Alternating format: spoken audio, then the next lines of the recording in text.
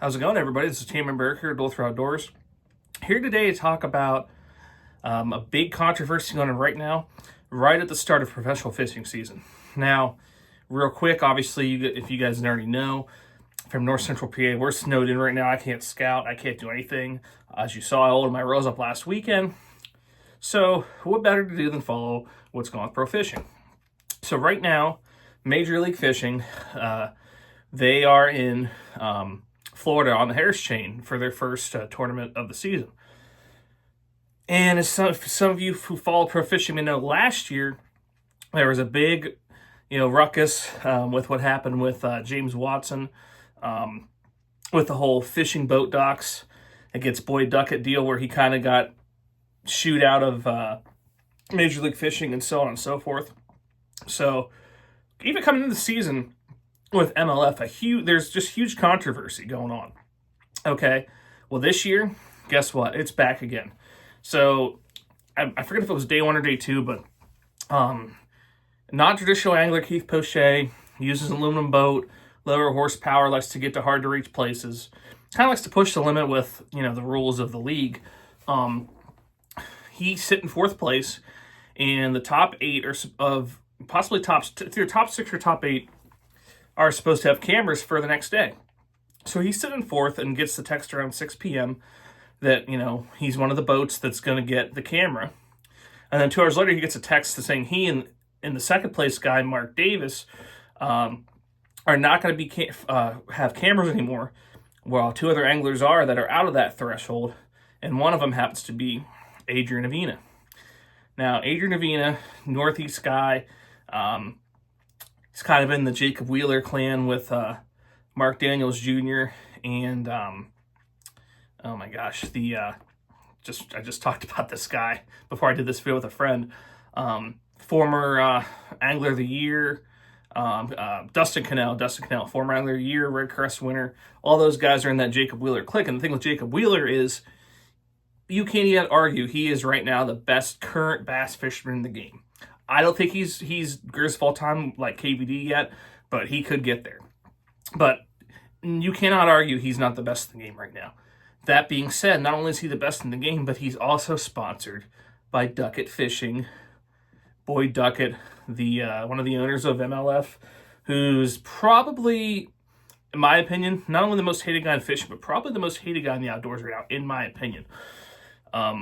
So that being said, maybe that played into why Keith Poitras' camera was removed in favor of his. But this morning, before the tournament started, Keith Poitras uploaded a video from the dock with Adrian Avena's boat in the background, talking about how Adrian Avena saw where he was fishing and moved in on him towards the end of that previous day. And sure enough, with a faster boat, got there before him and was fishing there today, and I saw him flipping, catching some fish. Surprisingly, not a forward-facing sonar deal. Not saying he can't catch them without them, but that's, what it's been in bass fishing the last couple of years. So that frustration is getting to, Keith Poitras. First he's upset that, obviously, and there's no cameras boat, and second of all, the spot he was fishing got taken by another angler, another professional angler. Now, as a local fisherman, it's kind of etiquette around here to know, during a league, maybe not during a single day event because that no one owns the water, it's public water, but on a season long event or multiple day event, whatever you want to say, if someone's fishing a spot, unless they leave that spot, that's their spot. People don't move in on other people. People are good enough fishermen, just like with the pros, to be able to get on there and fish and find their own spots. So you got that. And through every post that that Keith Poitras has pulled up, James Watson has been on that.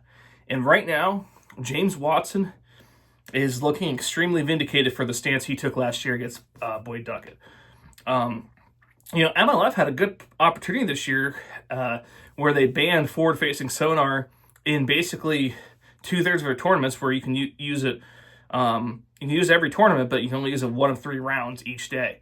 So you're only getting to fish with it 1/3 of the fishing time.